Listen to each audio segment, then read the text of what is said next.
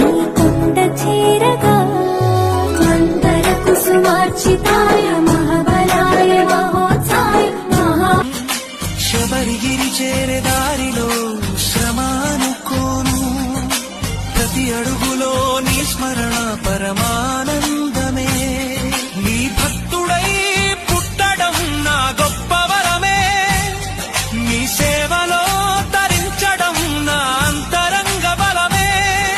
శరణం శరణం శరణం శరణం శరణం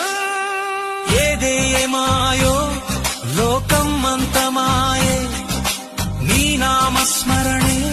శాశ్వత సత్యమాయే నేటి నుండి నేను స్వామి సేవకుడిని నీ దివ్య సన్నిధిలో లీనమైన శిశువుని కార్తీక సోమవారం నీ మాలధార